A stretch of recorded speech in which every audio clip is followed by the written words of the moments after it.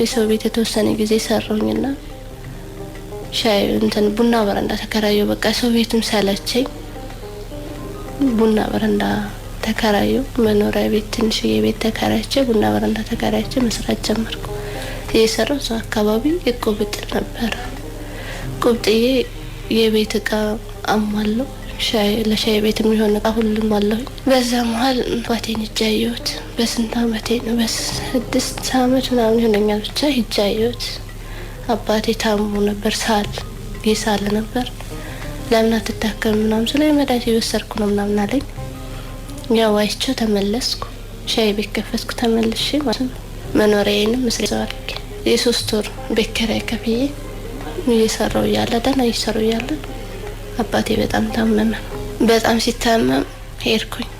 ሄድነን ታላቀቴ ጸበል አስገባነው የለም። ከዛ ወደ አዲስ አበባ መጣ። ሕክምና ገባ ጥቁር አንበሳ። ያው የጭንቅላት ካንሰር እንደሆነ ተነገርኩኝ። አንድ የምወደው እንግዲህ በህይወቴ እሱን ነው። በቃ አባቴን ነው ለመኖርም ለምንም ተስፋ ማረግለት የነበረው ማለት ነው። ያው መትረፍ እንደማይችል ተነገርን። ሞተ። አይቀርም ሞተ። መልሰን ውስጥ ከዛ እሱ ሞተ።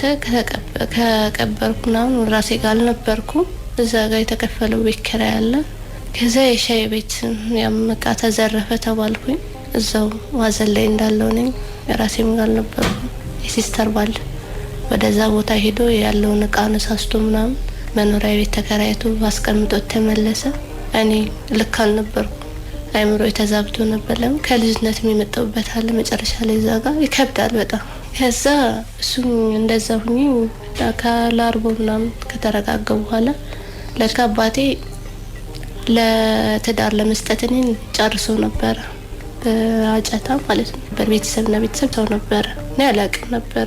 እሱ ሳይታመም ማለት ነው ገና እንትን እያለው እኔ አዲስ አበባ ሁኜ ልጄን ስለምትወደኝ የምላትን ቃል ታከብርልኛለችና ትዳር ከያዘች ወደ ሀገር ትመለሳለች፣ ወደዚህ ትገባለች ብሎ ቤት ሁሉ ገዝቶ አስቀምጧል እዛ ጋር ማለት ነው። እኔ ማውቀው ታሪክ የለም። እንደዚህ ቤተሰብና ቤተሰብ አጭቶ ጨርሶ ለማጋባት አለ። እነሱ ከጨረሱ በኋላ ነው አንቺ ልትጠየቅ የምችይው ፈቃደኛ ነሽ አይደለሽም ምናምን የሚባለው ነገር እነሱ ከጨረሱ በኋላ ነው አለ። እንደዚህ አይነት ባህል ማለት ነው።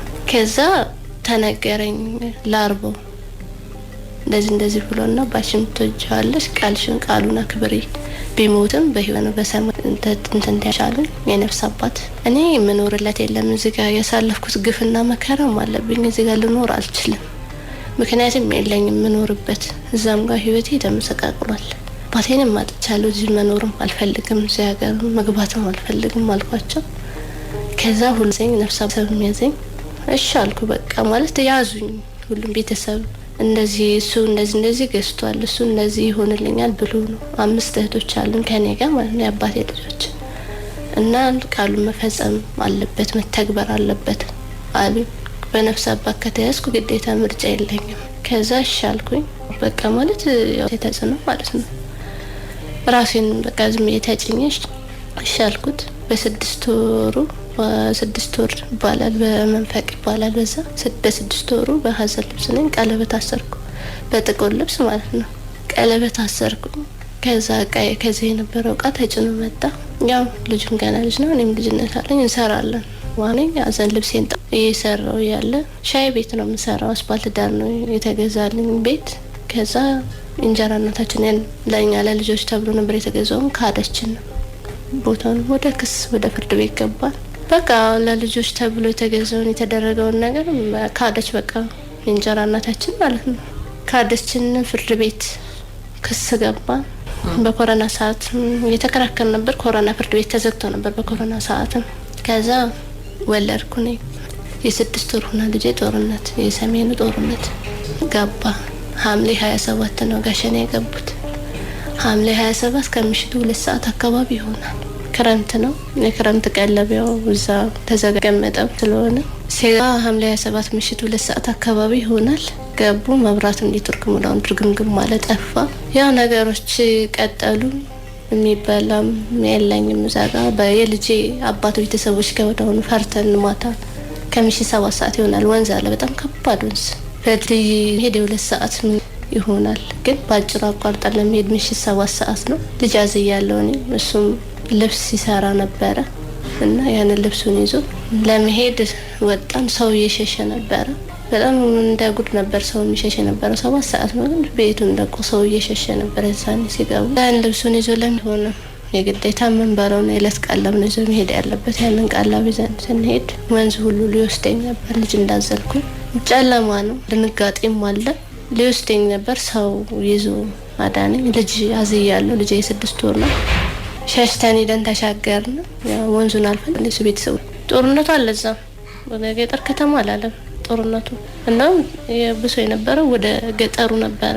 ምክንያቱም ጫካ ምናምን አለ አዛጋ ምሽግ ሁሉ እዛጋም ነበረ እና ብሷል። እዛም ጦርነቱ እየመጣ የቀላው ምናምን ራሱ እዛ ያርፋል ሲጀመርም ማለት ነው። ከልጅ አባት ከኔ ልጅ ጋር 9 ቤተሰብ ነን። እዛ ጋር ሄደን ቁጫን እነሱ የላቸውም። መሬት ቢኖራቸውም ያው ከስንት አንድ ነው የሚባረከው እንጂ የላቸውም እነሱ። ከዛ 2 የኔ ልጅ አባትና የሱ ታናሽ ወንድም ወጣቶች ናቸው። 2 ወጣት አሉ፣ ሌሎቹ ልጆች ናቸው። የኔ ልጅ ገና 6 ወራ ነው። ያው እኔም ገና ነኝ ማለት ነው። ከዛ የኔን የተወሰነ ለክረምት ያዘጋጀው ሰንሱና አንዱ አካባቢ ነው ይበላል። ከዛ በኋላ ምን ይበላ የተዘራ ገብስ ነበር። ያን ገብስን በቁሙ እንደሸት እየቆሸት በቃ እየቆረጥን እየጠበስን መንበላበት ጊዜ ነበር። ልጄ ጡቱ በቃ ጠፋ ሙሉ ለሙሉ። ምን ላጥባት 6 ወር ናት ገና። ምግብ መጀመሪያ ሰዓት ነው ግን አላገኘችም የምትጀምርበት።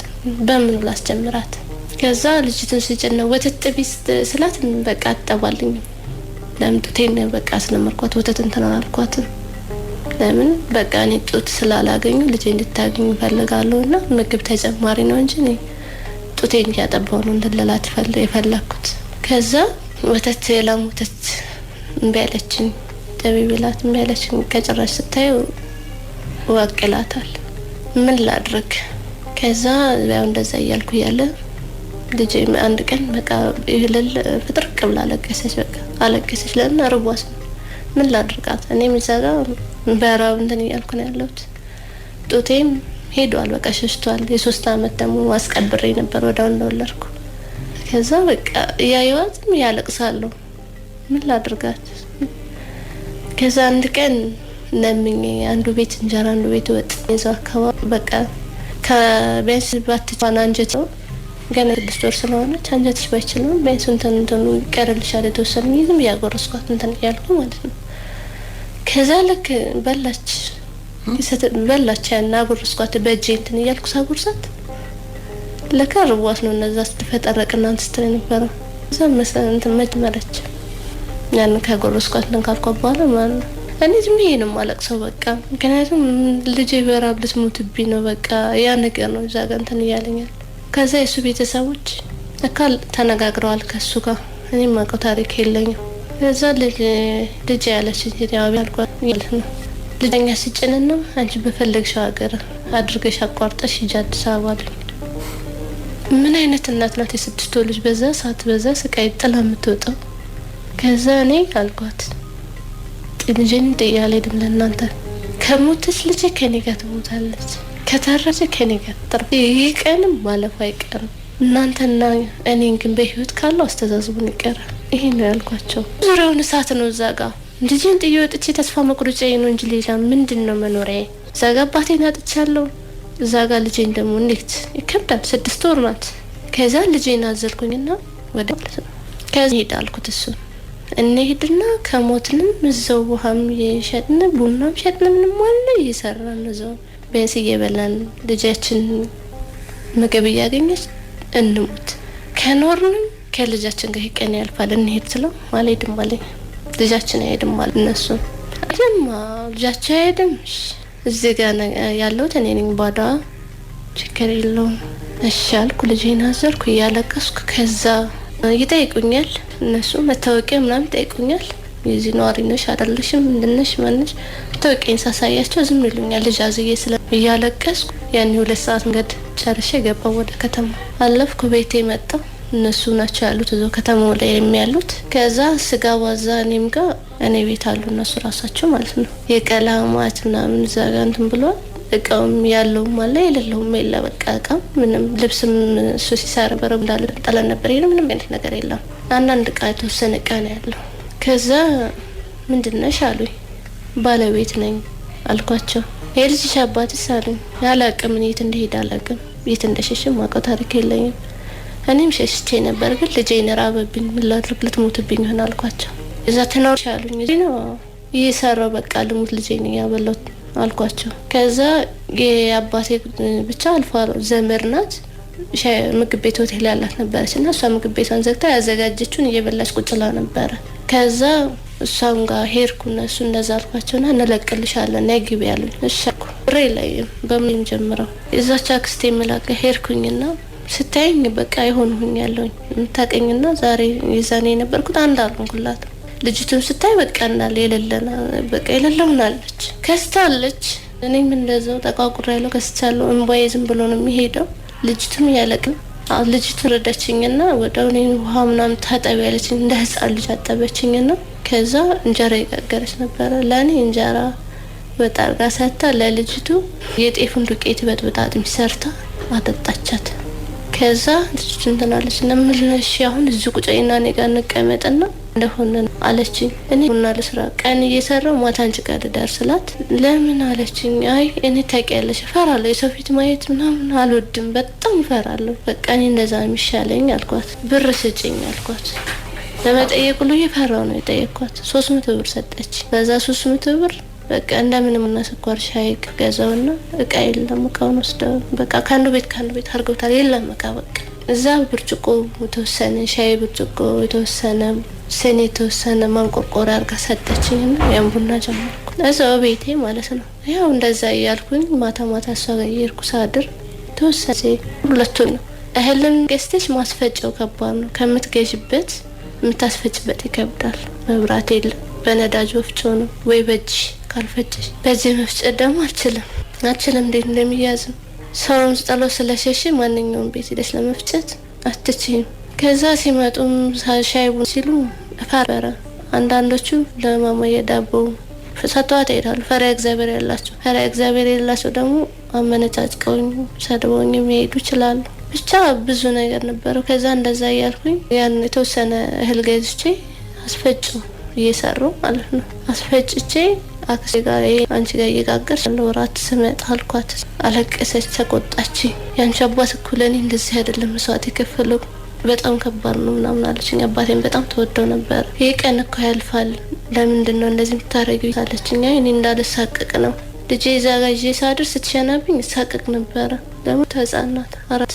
ከዛ እንደዛ እያልኩ ያለ ቀን ይዣት ነው ሙሉ እኔ ጋር መጨረሻ ላይ ሻይ ቡናውን በረንዳ ላይ ዘርግቼ ውስጥ ለልጄ ትንሽ ቀቅዬ ምሳላ በላ ስገባ ለካ በጀርባ አጥር ነው ቤቱ በጀርባ ያለው ዘለው ገብተዋል። እኔ ያላየው ውስጥ ቃለ መጣም ሰው አለ። መብራት የለም፣ ጨለማ ነው፣ መኝታ ቤት ነው። በሩን ካልከፈትኩት የጀርባውን በር አይታየኝም። አፍነውኛል። ሲያፍኑኝና ከዚህ ሲመቱኝ ብቻ የሚታወቀኝ ጥቁር ያው ሙሉ ፊት የሚታየኝ ነገር የለም። ፊታቸው አይታየኝም። ከኋላ ሲመቱኝና ከፊቴ ሲያፍኑኝ ብቻ ነው የማታውሰው። ልጅቱ ታለቅሳለች። ያው እንደዛ ለሶስት ነው ያሉኝ።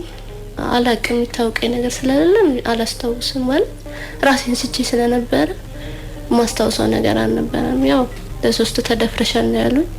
ልጄ ስታለቅስ ራሳቸው ናቸው ሰምተው እዚህ ጋር ሻይ የሚለለም እንደምናም ብለው እዛ ጋር ተዘረረን ወድቄ ያለው ደም በደም ሆኜ ማለት ነው። ወደ ራሴ ማለት ተመለስኩት። ከእንቅልፍ እንደነቃ ሰው ነው። ስነቃ ከቤት ነኝ።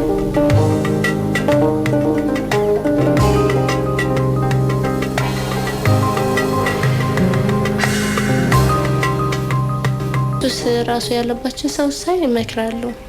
እዛም ህይወት ሆኜ ማለት ነው። ጫት፣ ሲጋራ፣ መጠጥ የሚባሉት ነገር ነገር የሉም ጭራሽ አልወዳቸውም። እንደዛ የሚያደርግ ሰው ሳይም እመክራለሁ። ለብርድ ነው አረቄንም ለብርድ እንትን ይላል ሞክር ምናምን ሰው ነው የሚሞክር አልፈልግም። ይሄ የሚገባውበት ህይወትም እወጣበታለሁ እያልኩ ነው ከዛሬ ነገ እዚህ የደረስኩት። ምክንያት አለኝ እና እኔ እሱን ጋር ደግሞ መቅባትም አልፈልግም። ወደሱ ገባው ማለት የመጨረሻ ደረጃ ደረስኩ ማለት ነው። ለራሳችሁም ውጫ መንገዳችሁን ፈጣሪ ይርዳችሁ፣ ለእኔም እንደዛው እላለሁኝ እንጂ እኔ ጭራሽ እንትን አለለም። ልብስ ደራርቤ ነው የምለብሰው። ለብርድም አለች የምትይዝልኝ በወር 1500 ከፍላለሁ። ማታ ማታ ብቻ ነው ማሳደር ማለት ነው። ትልቅ ሰው የምትይዝልኝ አለች። ሴትዮዋ በጣም የምታሳዝን ሰው ናት። ካለኝ ለሷ 100 ብር 50 ብር የሆነ እንትን እላታለሁ ከምከፍለው ውጭ ማለት ነው። እና ልጄን ቤተክርስቲያን ይዛልኝ ትሄዳለች፣ ታቆርብልኛለች። ያን ነገር እፈልገዋለሁ። እኔም ቤተክርስቲያን ደግሞ እሄዳለሁ። ብቆሽሽም አምላክ እንደሰው ስላላደለ ውጭ ላይ ጸሎት አድርጌ ቤተክርስቲያን ስሜ ምናምን እመለሳለሁ። ያለሁበት መከራ እንዳወጣኝ ያሳለፍኩትን ግፊትና እንትን ራሱ በቃ ይቅር እንዲለኝ ጥያቄም ራሱ አምላክን እጠይቃለሁ። እኔ ምን አይነት ኃጢአት ሰርቼ ነው ወይስ ምን አይነት በደል አድርሼ ነው የሁሉ መከራና ግፍ ከልጅነት እስከዚህ ድረስ አላለሁ። መልሼ ደግሞ ልጄን እንደዚህ በማይሳት እጽናናለሁ። ለበጎ ነው ብዬም አስባለሁ። አምላክ ወይ ስለሚወደኝ እንደዚህ የሚፈትነኝ ብዬም አስባለሁ። እና ነገሴ ደግሞ ማማረርበት ሰዓት አለ፣ ብቻዬን ማለቅስበት ሰዓት አለ። እዚህ ወደስ የሚያስጠላ በቃ ነው ደፋር አድርጎኛል።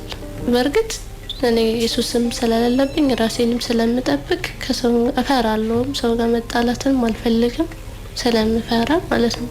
በተለይ በዚህ ህይወት ላይ ሆኜ ተጣለቼ ሰው ፊት መቅረብ ምናምን ስለማልፈልግ ስለምፈራ ወይ በመግባባት ወይም ደግሞ ያን ሰው ሳይው የማይሆን አክት ምናምን የሆነ ነገር ካዩ በቃ በሲስተም ለመሸሽ ምናምን ነው ሞክረው። እዚህ ህይወት አንዱ ዶክተር ነው እንግዲህ ዶክተር ሆኖ ባለሙያ ሆኖ ያው ጥቃት ለማድረስ ፈልጎ ነበረ። ዶክተሩም ራሱ ማለት ነው። እኔ ዶክተር መሆኑን አላወቅኩም። አልጋ ይዞ ነበርና ዋጋ ተነጋግረን ገባሁኝ። እዛ በቃ ኮንዶም ለማውለቅ ፈለገ። ከዛ አትችልም አልኩት። ያለፈብኝ ነገር ይበቃል፣ አንተ አትችልም አልኩት። ከዛ እኔ ዶክተር ነኝ፣ ባለሙያ ነኝ፣ አውቃለሁኝ ምን ሲደረግ እንደሚተላለፍ ነው የማውቃለሁ አለኝ። ከዛ አንተም የተማርከው ለሌላ ለህዝብ ለማገልገል ነው እንጂ ለዚህ ለኔ ላይ ለመጠቀም አይደለም። አንተ ዶክተር ብትሆን ማንህና ነው? አንተ ሰው ነህ፣ በቃ አትችልም አልኩና በቃ ገፍቼው እዛ ካልጋ መሬት ላይ ሲወድቅ እኔ በር ነው ከፍቼው የወጣው ተራኩቴ ነበርኩ። ከዛ ጥበቃ መጣና ሻርብ ጭንቅላቴ ላስሬ ነበር። ሻርቡ ነው ከአንዳንድ በቃ የለበስኩት። ጥበቃው ሲመጣ ምንድነው አለኝ። አይ ምንም አይደለም ልብሴን አሰጠኝ አልኩት። ከዛ ምንድነው ወንድም አለ ሰውዬው። ተናደደ ማለት ነው። ከዛ ያሳየ ዶክተር መሆኑን ፎቶውን አሳየኝ። ሲሰራ እንትን የሚለውን ፎቶ ማለት ነው አሳየ ዶክተር መሆኑን ፎቶውን አሳይቶኛል መጀመሪያ ላይ በስልኩ። ከዛ አንተ ምንም አትችልም ነው ላይ ይሄን ነገር መፍጠር አትችልም ነው በቃ ይሄ ካንዳንድ ያለ የሌለ ኃይልን ተጠቅሜ ወጣው ማለት ነው። እና ልብሴን ሰጠኝ። እንደዛ ሆኜ አምልጫለሁ ማለት ነው። ከዛ ውጭ ያው ደፋር ነው ያደረገኝ የህይወት ድፍረት ነው የሰጠኝ። ሌላ ምንም ድፍረት ስለሽ ሰው መፈራው ሰው እንዳልፈራ አድርጎኛል። ለምን በቃ ማታ ነው የምወጣው። ስፈራ ስሸሽ ምንም የማገኘው ነገር የለም። ሰው ጋር ጣላለሁ ነው አይደለም። ተስፋ የመቁረጥ ሳይሆን በቃ ሰውን ቀና ብዬ ያለሁኝ ቀና ብዬ ላይም ነበር በፊት ሰውን ቀና ብዬ ያለሁ። ከዛ የሰውን ባህሪ እንዳቅ ወንዱ አንዳንዱ ትዳር ኖሮት ለሚስት የሚያስብ አለ፣ በሽታ ይዤ እንዳልሄድ ይላል። አንዳንዱ ደግሞ ግድ የሌለው አለ። እና የተለያየ ባህሪ ነው ያለው። ሁሉ በሁለት ጎን አስባለሁ። በሁለት ጎን ማስበው የሞቱም አሉ በዛ ሰዓት የሞቱም አሉ፣ ከልጆቻቸው ተነጥለው ከነ ልጆቻቸው የሞቱም አሉ። እኔ ግን እግዚአብሔርን ማለት አጠንክሮ ከፈጣሪ እርዳታ ጋር ከዚህ ደርሻለሁ። ጠንክሬ ልጄንም ራሴንም ይዤ ወጥቻለሁ። እና ደግሞ ጠባሳ እንኳን ይኖርብኝ ይችል ነበረ። የዛኔ መርፌ ባይኖረኝ ኖሮ ልጅ ይኖር ነበረ፣ በሽታ ይኖር ነበር። ፈጣሪ ባይረዳኝ፣ ፈጣሪ ስለረዳኝ በሽታም የለም ልጅም የለም። ልጄም አምላክ ፈቅዶ የሰጠኝ ልጄ ብቻ ናት ያለችው። ይረብሸኛል ማለት የሚረብሸኝ አሁን አባላዛሩ ሙሉ ለሙሉ አልተወገደልኝም ማለት በሚነሳብኝ ሰዓት ሐኪም ቤት ሄዳለሁ፣ ሕክምና ታክሜ እመለሳለሁ ማለት ነው። በዛ መልኩ ያስታውሰኛል። እኔም ጥያቄ ማለት የሆነብኛል ሙሉ ለሙሉ እንዴት ሕክምና ታክሜ ያለው መርፌ ምናምን ተሰጥቶኛል። ሙሉ ለሙሉ እንዴት አልተወገደም ምናምን ቢያስባለሁ። ግን የዛኔ ያው ሽንት ሳላታ ጊዜ ብሎ ሽንት መቆጣጠር አልችልም ነበር። የዛም ችግር ምን አላቀም እና ስለ ጦርነት በቃ ስለ ሀገር ምናምን ደስ ይወራ እንደወራብኝ ምናምን አልፈልግም። ለምን ያ ነገር ተጽዕኖ ያደረሰብኝ ነገር አለ። አሁንም እህቶቼን እንደኔ ያሉትን በዛ ቦታ ላይ ብቻ አይደለም በየአካባቢው ነው አሁን ያለው ነገር ያለው ችግር እና ያ ነገር ይደርስባቸዋል። እንደኔ እንደዚህ ህይወት ይዳረጋል። ሸሽተው ወደዚህ ህይወት ሊመጡ ይችላሉ። እዛም በቦታው ላይ ሆኖ ዋስትና ሊኖራቸው አይችልም። ምክንያቱም ሰላም ሲሆን ነው ዋስትና የሚኖረው። ሰላም ካለለ ምንም ነገር የለም ማለት ነው። ያን ነገር ሳስበው በጣም ይከብደኛል። ቆርቆሮ ራሱ ከጮኸ ጥይት እንትን ያለ ነው የሚመስለኝ። ቆርቆሮ ራሱ ከጮኸ ማን ያቃጭልብኛል። እኔ ለዚህ ህይወት የዳረገኝ ሙሉ ለሙሉ ጦርነት ነው። በቃ ሌላ ምንም ምክንያትም ምንም የለኝም። ትዳሬም አይበተንም ነበር። ያው ፈልጌው ባልገባም ለልጄ ስል ትዳሬን መራ ነበር እና ስለዚህ ሙሉ ለሙሉ ለዚህ ህይወት የዳረገኝ ጦርነት ነው። አንደኛ ህብረተሰቡ በቃ ነግበኔ ብሎ እዚህኛ በሰላም አዲስ አበባ ላይ ብንቀመጥ በየአካባቢ ያሉት እንደኔ አይነቶች እህቶች ብቻ አይደለም ወንድሞቻችን አካል ጉዳተኛ ሆነው በዛ ሰዓት ራሱ የቀሯሉ የኔ ጓደኞች እና ህብረተሰቡን በጸሎት በሚችለው በጸሎት ቢረዳ መንግስትም ደግሞ ሰላም በቃ ሰላም ለሰው ልጅ ቢሆን ብዬመኛለሁ። ልጅሽ ስንት አመት ሆናት? ልጄ እግዚአብሔር ተመስገን ነው አሁን 4 አመት ከ5 ወሯ ነው። ኬጂ ተማሪ ሆናለች። እዚህ ምን እየሰለጠንሽ ነው? እንግዲህ እልልታ ውስጥ ነው ያለ ነው። ሙያ እየሰለጠንሽ እንደሆነ አውቃለሁ። እዚህ የሚመጡ ልጆች ሴቶች ያንን ህይወት በቃኝ ብለው እዚህ ስልጠና ያገኛሉ። ምን ተደረገልሽ እዚህ? በጣም መመስገናቸው እልልታዎችን ያን የተሸከምኩትን ሸክም ከእግዚአብሔር በታች አንደኛ እግዚአብሔር፣ ሁለተኛ ነው፣ ሶስተኛ እልልታ ነው የተሸከመልኝ ሸክም ያጋራውት ማለት ነው። ሌላ ማንም የለም። አይምሮዬም እንደረጋጋ እንደሰራ አይዞሽ እያሉ ሳለቅስ አብረው እያለቀሱ አይዞሽ ይሆናል በርቺ እያሉ እግዚአብሔር ተመስገን እዚህ ደርሻለሁ። ነገ መሰልጠን የምፈልገው አሁን ትምህርት ላይ ነን። መሰልጠን የምፈልገው ልብስ ስፌት ነው። ልብስ ስፌት ሰርቼ ሰልጥኜ መስራት ነው የምፈልገው። እግዚአብሔር ከረዳኝ በራሴ እግዚአብሔር ደግሞ እንካለኝ ተቀጥሮ መስራት ስለሚቻል ተቀጥሬ መስራት ልጄን በላቤ በጉልበቴ እኔ መውጣት ፈልጋለሁ ከዛ ህይወት ሙሉ ለሙሉ። እዛም ህይወት ላይ ያለው አምላኬ ሆይ መንገዱን ምራኝ አንተ ከዚህ ህይወት መውጣበትን በላቤ በጉልበቴ እኔ ሌላ ነገር ልጄን ያስተማርኩ በክራይ እየከፈልኩ የለጉሮሮዬን ያስቸነፍኩ መኖር ነው የምፈልገው። ምክንያቱም ተስፋ አለችኝ እኔ በልጄ ካስተማርኳት ነገ ብርሃን አያለው እንደማንኛውም ሰው ከፍታ ደረጃ ደርሳለሁ በልጄ ማለት ነው። አባቷ ጋር አንገናኝም። ያው እየጠየቀች ነው አይደውልም። ያፈላለኩ ነው እየጠየቀች ስለሆነ ትምህርቷ ላይ ተጽዕኖ እንዳያደርስባት እኔ ስልክ እዛ ቤተሰብ ጋር ደውዬ ነበር። የለም ብለውኛል። እዛ ወጥቷል እዛ የለም ብለውኛል።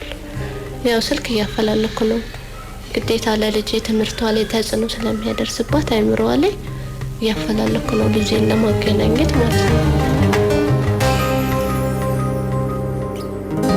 ውድ አድማጮች እንግዲህ ከእመቤት አጥናፉ ብዙ ነገሮችን ብዙ ሐሳቦችን ማለት ይቻላል። እንግዲህ እመቤት በጦርነት ምክንያት ነው ተገዶ የመደፈር አደጋም የደረሰባት የሴተኛ አዳሪነትንም ህይወት ልትቀላቀል የቻለችውና እንግዲህ የጦርነትን አስከፊነት የምታሳይ ባለ ታሪካችን ነች። እንግዲህ ያው ጦርነት ለማንም እንደማይበጅ የታወቀ ነገር ነው። በተለይ ደግሞ ሴቶችን፣ ህፃናትን፣ አረጋውያንን በእጅጉ ይጎዳል። ይሄንን ነው ልንል የምንችለው። ውድ አድማጮች ሐሳብ አስተያየቶቻችሁ አይለዩን።